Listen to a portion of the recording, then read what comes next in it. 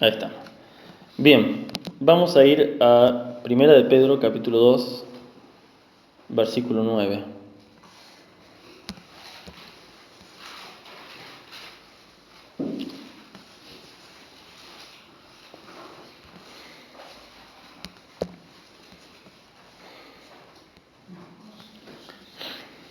¿Tienen? Dice así: Mas vosotros sois linaje escogido, real sacerdocio, nación santa, pueblo adquirido por Dios, para que anunciéis las virtudes de aquel que os llamó de las tinieblas a su luz admirable.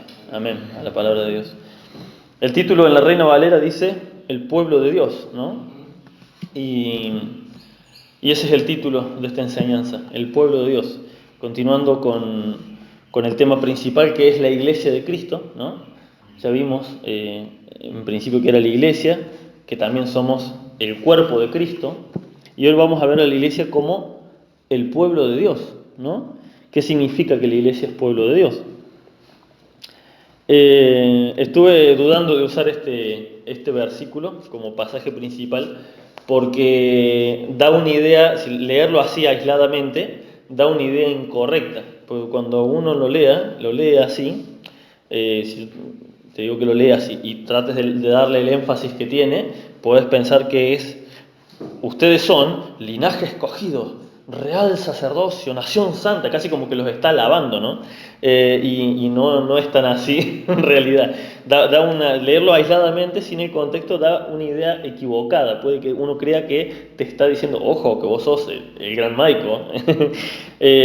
Seguramente todos hemos escuchado la frase, somos el pueblo de Dios, ¿no? De hecho hay una canción cristiana que dice literalmente: somos el pueblo de Dios, somos un pueblo especial.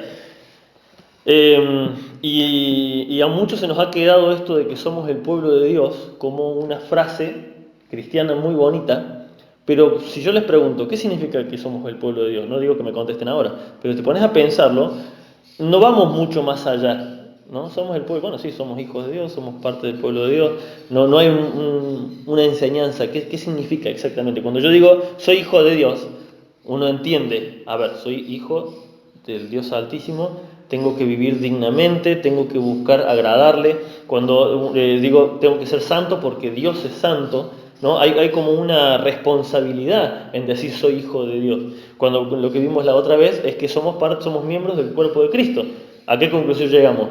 A que tengo que cumplir una función. Si no soy, como dijimos, o soy un miembro mutilado o soy un apéndice, no solamente sirvo para dar problemas al cuerpo, ¿no?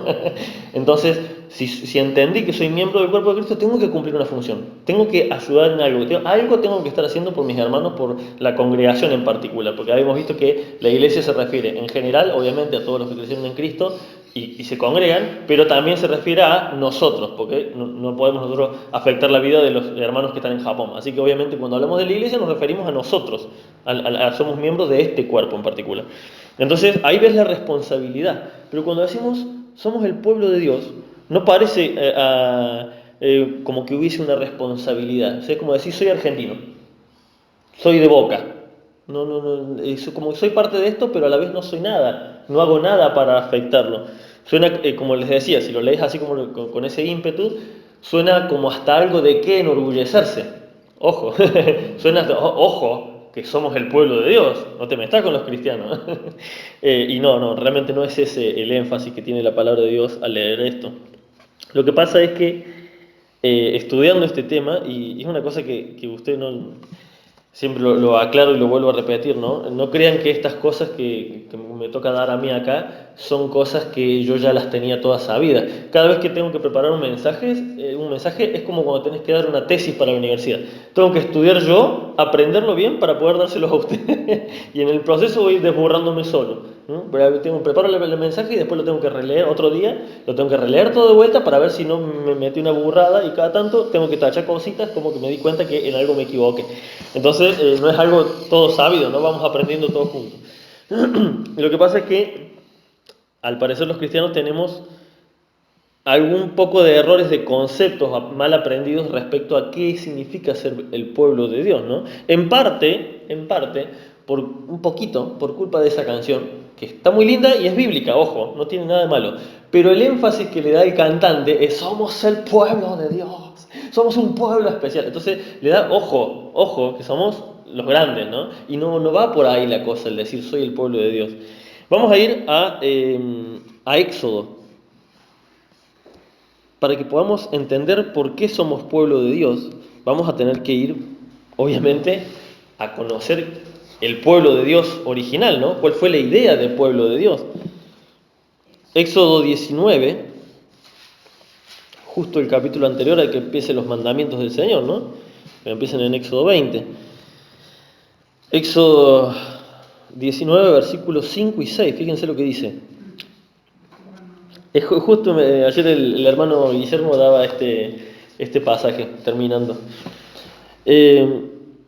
Escuchen lo que dice: ahora pues, si diereis oído a mi voz, acá está hablando Dios, ¿no? Y guardareis mi pacto, vosotros seréis mi especial tesoro sobre todos los pueblos, porque mía es toda la tierra. Y vosotros me seréis un reino de sacerdotes y gente santa. Estas son las palabras que dirás a los hijos de Israel, ¿ok? O sea, a los descendientes de Jacob se refiere. El primer error que muchas veces tenemos los cristianos es creer precisamente eso, que somos el pueblo de Dios. Ojo con esa frase. Me puse a buscar en la Biblia, les dije que tengo la aplicación que busca en toda la Biblia dónde está la frase exactamente así, y esa frase cuando habla de el pueblo de Dios, jamás se refiere a los cristianos. Se refiere 2 veces en el Antiguo Testamento al pueblo de Israel, con esa frase exacta, ¿no? Y en el Nuevo Testamento, en hebreo, se refiere 2 veces al pueblo de Israel, o sea, no se está refiriendo a nosotros. Acá cuando vimos ahí donde leímos en 1 de Pedro, es un título que le pusieron en la Reina Valera, pero en la Biblia, cuando vos lees, no dice el pueblo de Dios, como diciendo el único, ¿no? Como el único y verdadero, al cristiano. El primero y el original pueblo de Dios fue el pueblo que Dios eligió. Pero el primer error, ¿dónde está? En creer que un pueblo es el pueblo de Dios. Fíjense lo que dice, releamos. Versículo 5, dice, el final del versículo 5, dice: porque mía es toda la tierra. Así que, ¿cuál pueblo es de Dios? Toda la tierra. ¿Hay un pueblo dedicado a Dios? Puede ser, pero decir, no, aquel pueblo se dedica a la brujería, al satanismo, le guste o no le guste, le pertenecen a Dios, son de Dios. Desde lo más ateo, lo más diabólico, son todos de Dios. No sirven a Dios directamente, pero le pertenecen. Todos vamos a rendir cuenta delante de Dios porque somos creación de Él y le pertenecemos a Él. No hay pueblos que le pertenezcan al diablo. No hay un mar, un río, una nación que le pertenezca al diablo. Dice, yo pongo y saco reyes, Él los pone, Él los saca, como Él quiere. En Proverbios dice que, me estoy acordando en este momento, dice algo así como que las riquezas de los impíos van a terminar siendo para los justos. O sea, aún los injustos trabajan para los justos sin saberlo. Todos son parte del plan de Dios. ¿Sí? Todos los pueblos le pertenecen a Dios. En segundo lugar, estas palabras, como vimos, fueron dirigidas ¿a quién? Al pueblo de Israel, en primer lugar, primero que nada. El pueblo escogido primeramente por Dios fue los descendientes de Jacob. No porque fueran especiales, no porque fueran muchos, lo leímos también en Deuteronomio, dice, yo no los elegí a ustedes porque fueran una gran nación numerosa, sino porque eran lo más insignificante de la tierra y porque quise amarlos. O sea, no se pueden jactar de nada, les estaba diciendo el Señor. Ese es el primer pueblo de Dios. Y en tercer lugar, lo más importante diría yo, que la condición para convertirse en pueblo de Dios, fíjense cómo dice, me seréis especial tesoro. Sí que, si descienden de Israel, si descienden de Jacob, no. Fíjense lo que dice. Ahora pues, si diereis oído a mi voz y guardareis mi pacto. O sea, pueblo de Dios ni siquiera eran los descendientes de Jacob, eran los descendientes de Jacob que escucharon la palabra de Dios y la obedecieron. ¿Ok? No era tan simple, simplemente pueblo de Dios. El otro día veía una diferencia que yo nunca me había percatado, ¿no? ¿Cuál es la diferencia entre israelíes e israelitas? ¿No es lo mismo? No. Israelí es el que viene de Israel, puede ser cualquier persona. Ahora, israelita, ya vamos a ver más adelante exactamente qué significa, de la misma palabra del Señor Jesús. Bien, eh, ahora mismo lo vamos a ver en Juan 1, 47. Evangelio de Juan.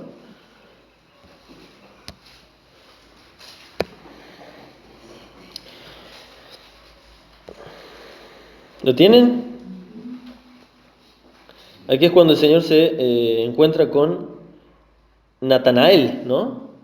Dice, cuando Jesús vio a Natanael que se le acercaba, dijo de él, he aquí un verdadero israelita, en quien no hay engaño. En otras versiones dicen en quien no hay doblez, o sea que no hay una doble moral. ¿Por qué el Señor dijo esto? Un verdadero israelita. Digo, y todos los que estaban ahí con el Señor, todos los que eran descendientes de la tribu de Dan, de Benjamín, ¿no eran verdaderos israelitas? No, eran israelíes. Pero que verdaderamente, el verdadero, ¿cómo se dice? La verdadera, el punto que les daba eso de israelita era precisamente el ser obedientes a la palabra de Dios. Porque dice que en él no había engaño, o sea, era un hombre íntegro, no alcanzaba con que descendiera de Israel, de Jacob. Lo importante era que aparte de descender de ahí, fuera un hombre íntegro. ¿Cómo sabía esto el Señor? Obviamente porque el Señor Jesús es Dios. Pero si leemos un poco más arriba, ¿qué dice que estaba haciendo Natanael cuando lo llaman? Estaba, dice, sentado bajo la higuera. ¿Qué hacía el pueblo de Israel, los israelitas, cuando sentados bajo la higuera se ponían a meditar en la palabra de Dios? Se ponían a orar. O sea, era un hombre de oración. Era un hombre que meditaba en la palabra de Dios. Eso no, nosotros lo hemos estado sentados bajo la higuera y no entendemos. Pero eso era precisamente lo que hacían cuando se sentaban a orar o a estudiar la palabra de Dios, lo hacían sentados bajo la higuera, ¿no? Entonces, eso el Señor resalta esto. He aquí un verdadero israelita. No porque descendiera de Israel, sino porque aparte de ser un descendiente, obedecía lo que vimos en el versículo de Éxodo, ¿no? Si dieres oído a mi voz y obedecieres mi pacto, ¿no? A todo esto se suma el hecho de que un gentil se podía convertir en israelita.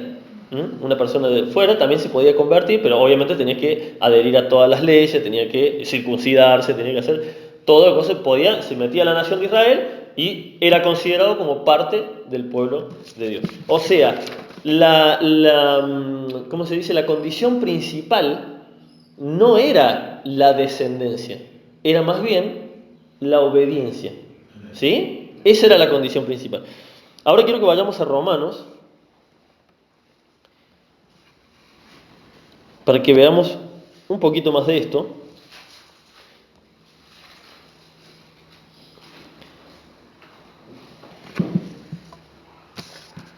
Romanos capítulo 11, versículo 1 al 5 vamos a leer.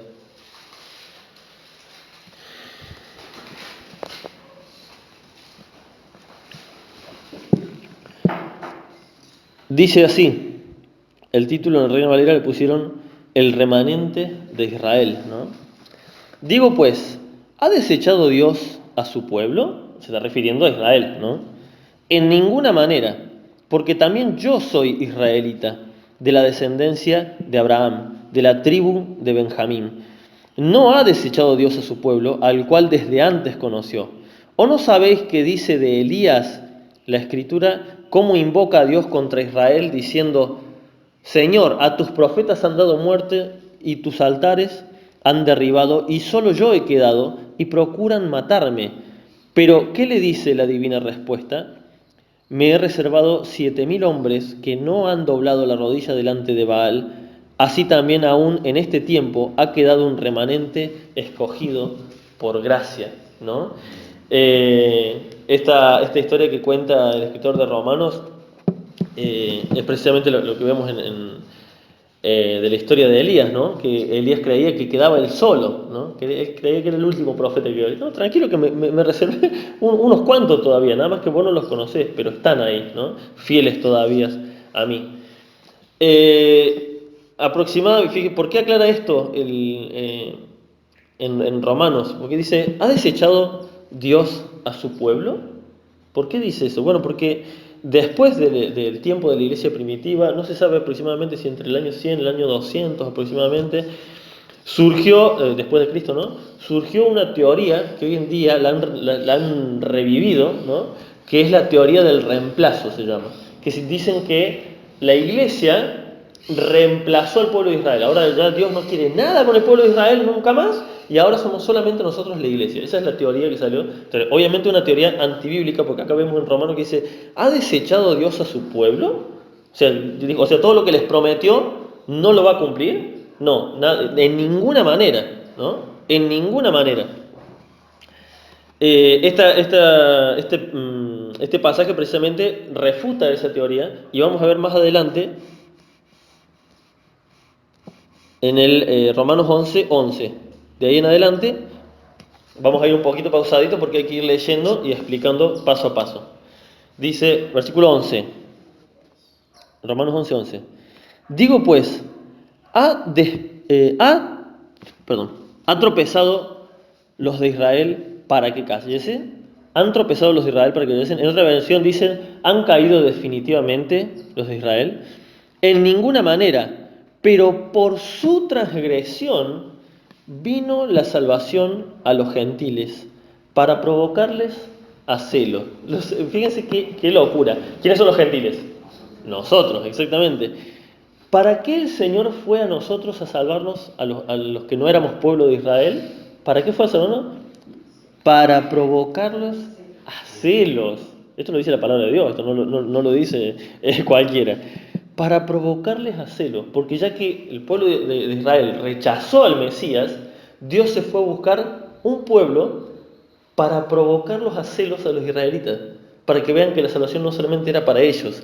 Dice, y si su transgresión, versículo 12, escuchen esto, y si su transgresión es la riqueza del mundo y su defección la riqueza de los gentiles, ¿qué significa defección? Tuve que buscar en el diccionario, significa abandonar una labor que tenías, ¿sí? O abandonar una misión que tenías, eso es defección. O sea, el hecho de que abandonaron el camino de Dios, ¿sí? Abandonaron, que ellos no lo hicieran, fue la riqueza para ¿quién? Para nosotros, para los que no éramos pueblo de Israel. ¿Cuánto más sería acá en otra versión, cuánto más será su plena restauración? O sea, que Dios va a restaurar al pueblo de Israel. O sea, le damos de vuelta. Si el hecho de que ellos transgredieron es nuestra riqueza espiritual, y el hecho de que ellos dejaron y abandonaron su labor nos benefició a nosotros, lo que está diciendo es, imagínense cuando el Señor decida restaurar a su pueblo. Versículo 13, porque a vosotros hablo gentiles, por cuanto yo soy apóstol a los gentiles, honro mi ministerio. Pablo, recordemos que se pusieron de acuerdo con Pedro. Pedro le predicaba a los judíos y Pablo me dijo, ok, entonces yo me voy a los gentiles. ¿Sí? Por eso Pablo se considera apóstol a los gentiles. Saliendo de él, siendo fariseo, siendo de la tribu de Benjamín, siendo todo eso, él decide ir a predicar a los que no eran pueblo de Israel. Porque, bueno, versículo 14.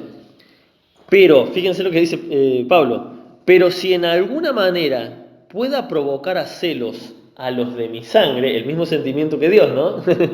Pero si en alguna manera pueda provocar a celos a los de mi sangre y hacer salvos, por si en alguna manera pueda provocar a celos a los de mi sangre y hacer salvos a algunos de ellos. ¿Por qué? Porque Pablo intentó predicar, pero no lo dejaban.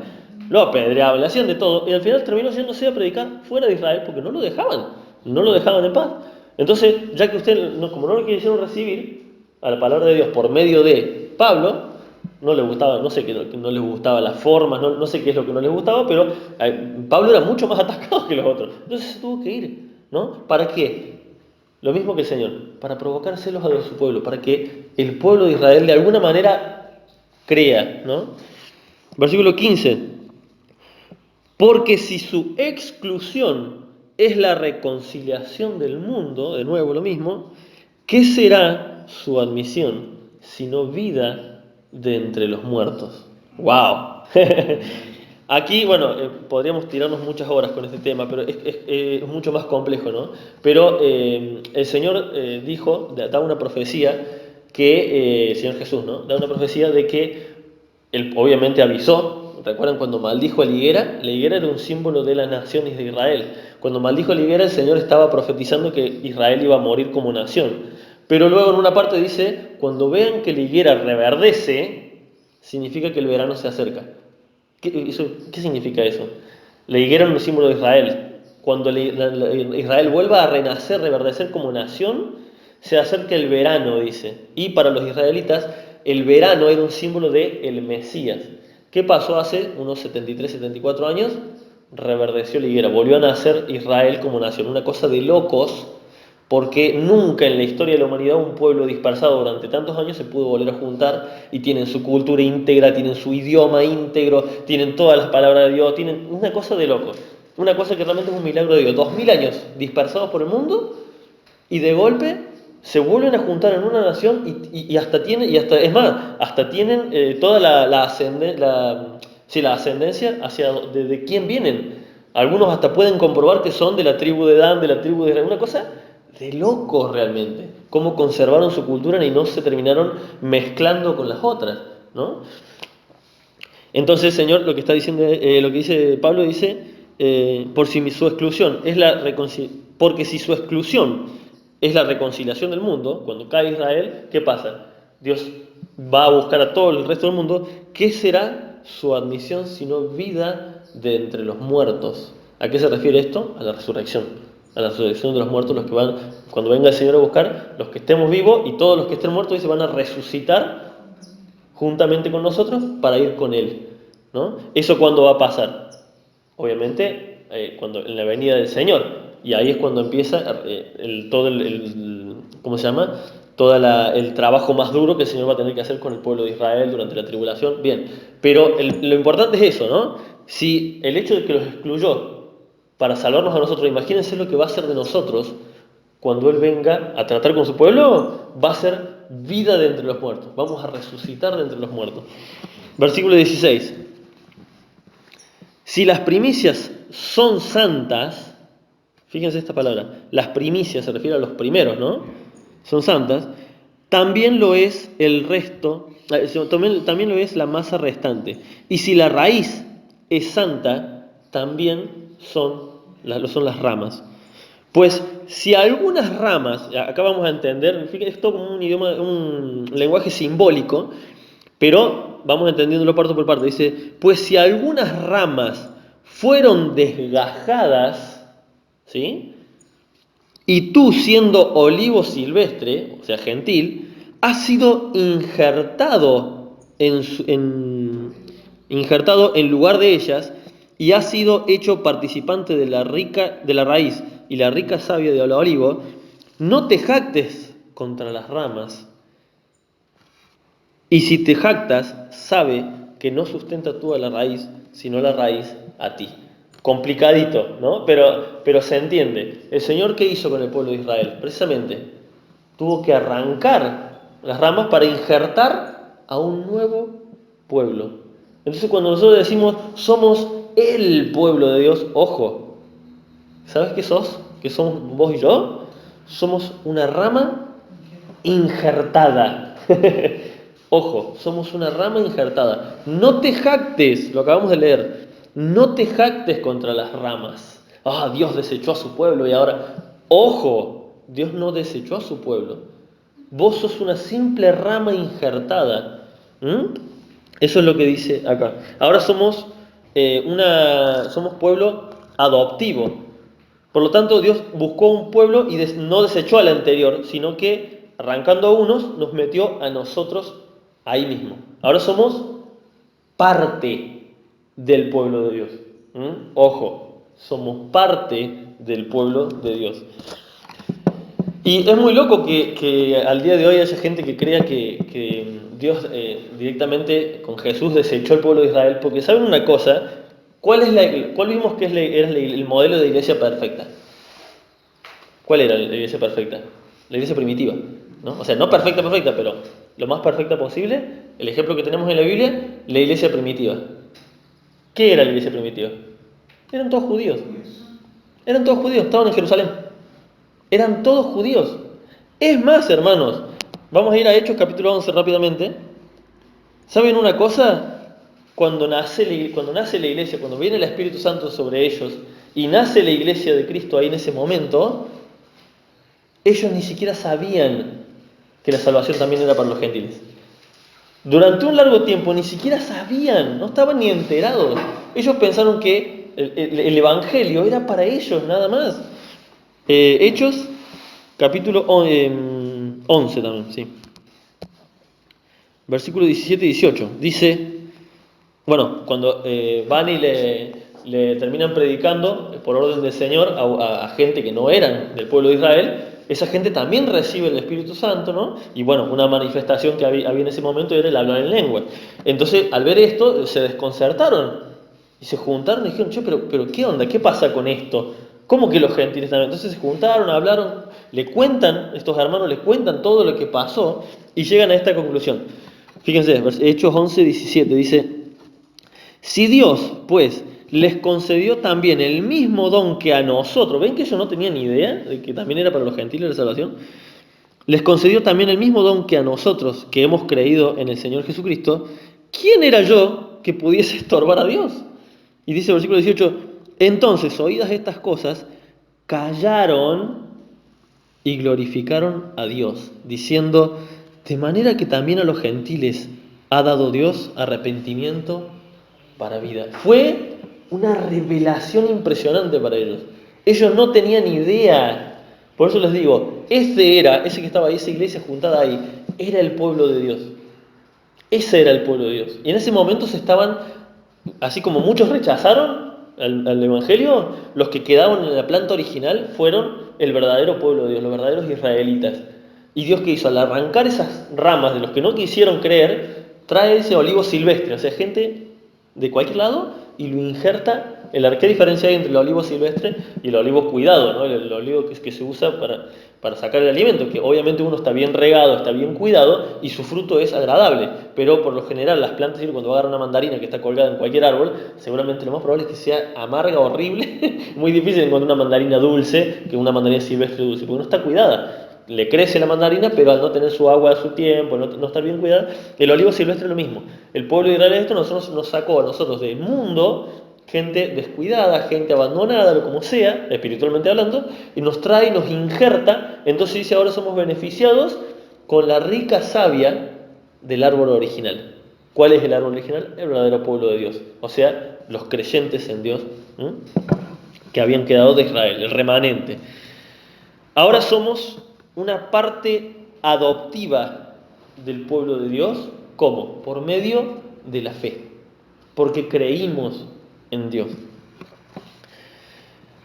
No requerimos ser hijos de Jacob por la sangre, porque saben, obviamente de ser hijos de Dios, ¿saben de quién somos hijos simbólicamente? Somos hijos de Abraham. ¿Por qué? Por la fe, ¿sí? Como no tenemos parentesco con Jacob, pero sí, por medio de la fe, somos hijos de Abraham. Simbólicamente, no espiritualmente, porque no es que no es nuestro padre espiritual, no. El único padre espiritual es Dios.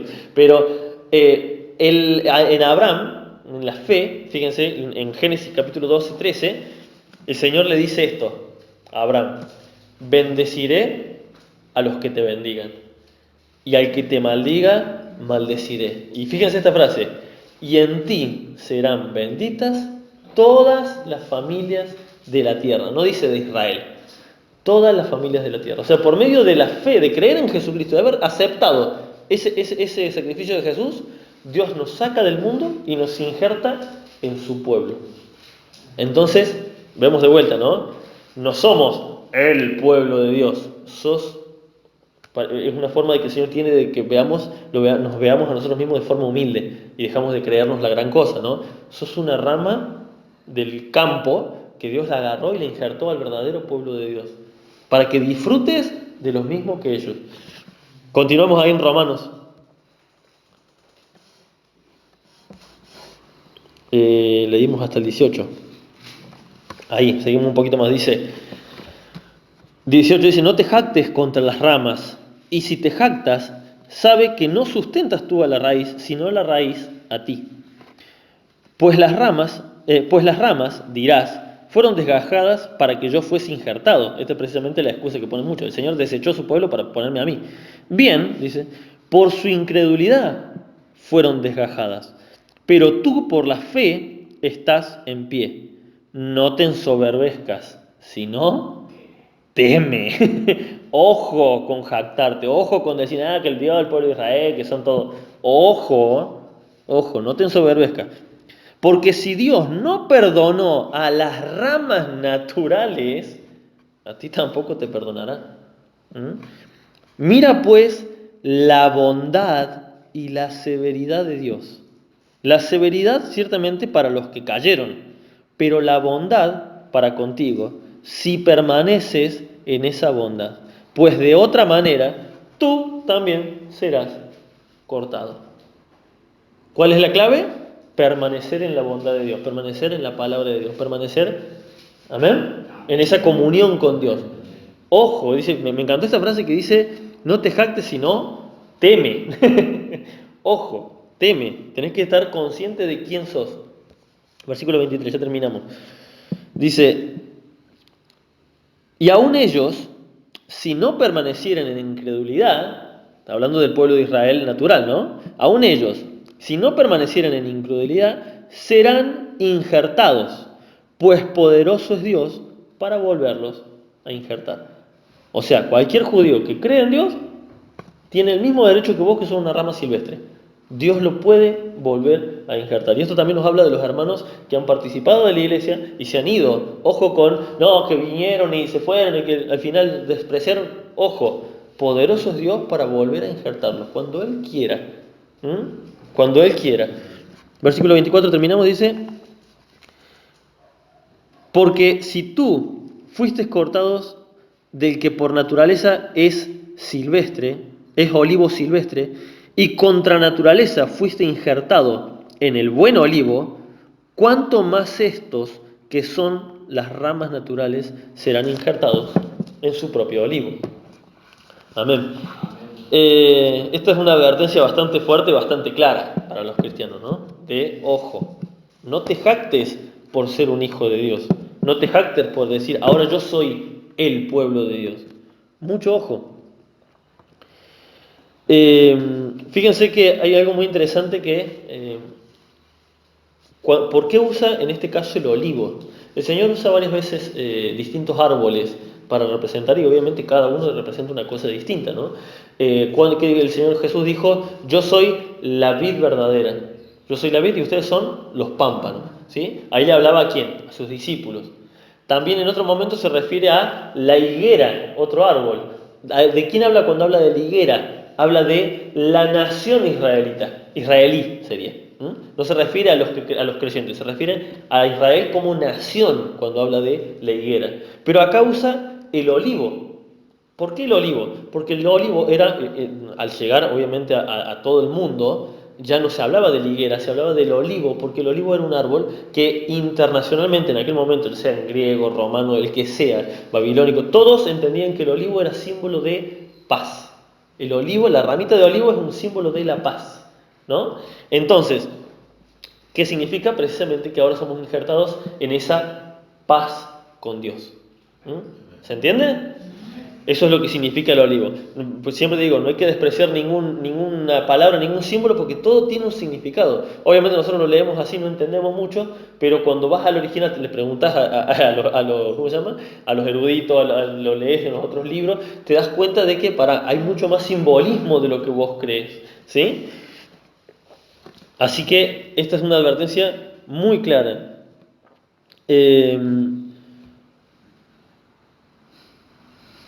Es una advertencia a que tengamos un cristianismo sin pretensiones, ¿sí? Que seamos conscientes de quién somos en Cristo. Ahora que hemos leído todo esto y que hemos entendido qué significa ser parte del pueblo de Dios, quiero que leamos de nuevo el primer pasaje, Primera de Pedro capítulo 2. Y ahora ya, obviamente, no va a tener el énfasis ese que le queríamos dar nosotros.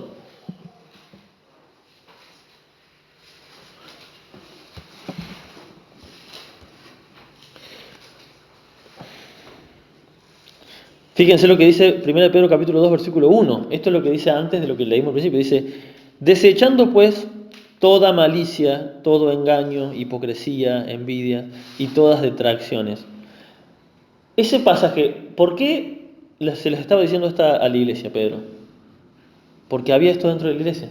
¿Qué había? Malicia, engaño, hipocresía. Si no, no tenés por qué decirle. No tendría por qué decirles esto. El problema es que estaba pasando esto dentro de la iglesia. Entonces, los venía como diciendo, che, déjense dicho un poco con estas cosas que son del mundo. Entonces le dice, ustedes son linaje escogido, son real sacerdocio, son nación santa, son un pueblo adquirido por Dios. Yo me imagino como cuando un muchacho de 30, 35 años vive con los padres y todavía anda haciendo berrinche, no trabaja y dice, hey, tenés 35 años, ya sos un tipo grande, ya terminaste la secundaria, tenés que hacer algo con tu vida, ¿no? Dejá de estar peleando, no podés dejar las cosas tiradas sucias en cualquier lado. Sos un hombre grande, sos un hombre adulto, ya entendés. Entonces acá Pedro les está diciendo así, hey, ustedes son linaje escogido, ¿cómo puede haber estas cosas dentro de la iglesia? ¿Cómo puede haber malicia? ¿Cómo puede haber malas intenciones? ¿Cómo puede ser que te enojas con los hermanos por cualquier cosa?